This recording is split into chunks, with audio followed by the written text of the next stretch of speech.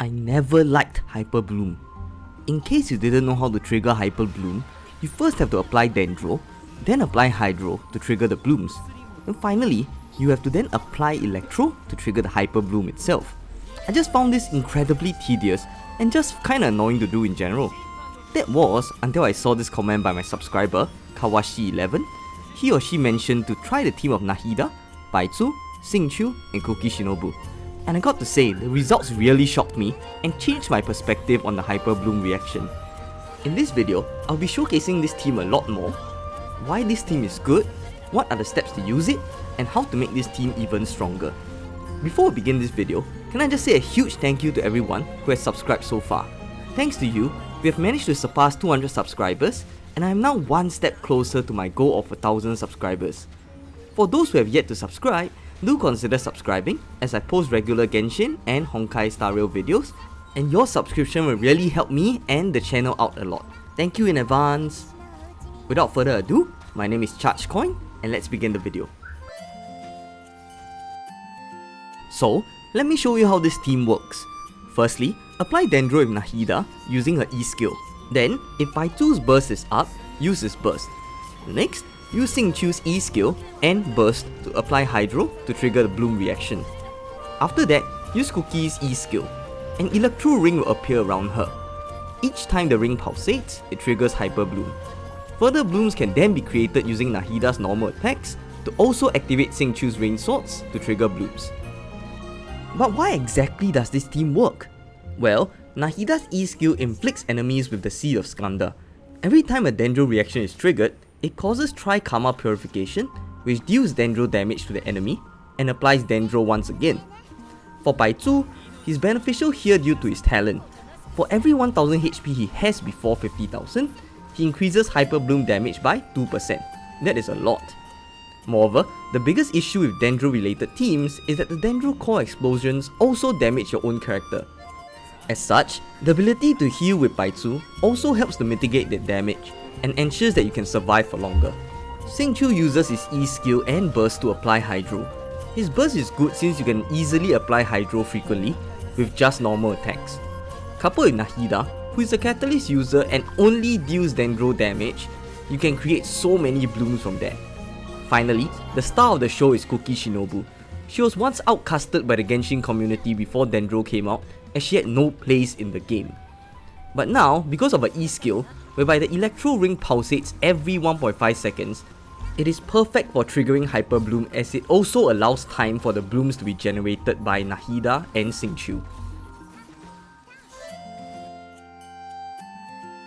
Some potential problems with this team is that for Xingqiu, he does have burst regeneration issues since his E skill has a 20-second cooldown. If his burst is not up, you may not be able to trigger blooms, which will hinder the team's damage. Another issue is with Baitsu, whose burst cost is also high. As mentioned earlier, his talent increases the bloom related reaction damage. As such, if his burst isn't up, the team does not get that damage, which could hence reduce your overall damage as well. To improve the team, I highly recommend that you use a R5 sacrificial sword on Xingqiu and go with energy recharge artifacts. This is so that you can use his E skill more than once and recharge that energy for his burst a lot quickly and more easily. This will also allow you to use Xingqiu even in the overworld where you may not get as much energy. With such a build, Xingqiu recharges energy quickly even if he starts the fight at 0 energy. That said, if it's only one enemy, sometimes the Hyperbloom is strong enough to defeat the enemy before that. If you can, I also recommend going for C2 Nahida. This is because the C2 allows bloom related reactions to crit when they normally can't, which will increase your team damage significantly. Finally, let's look at how quickly this team can clear the Abyss floor with the 4 consecrated beasts.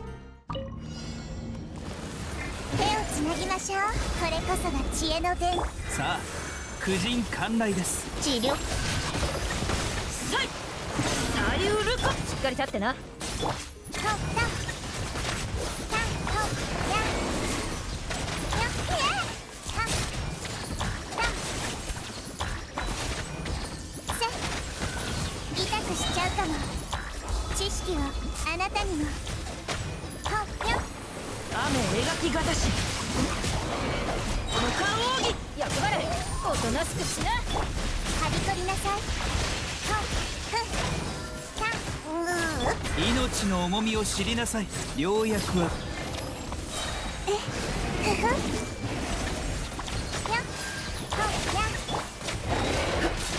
この剣はわかるかい。歌よにしっかり立ってな。め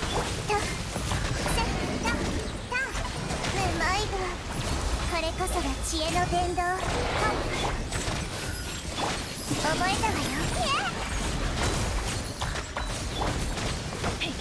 めまいが、雨描きがたし。股間奥義。痛くしちゃうかも。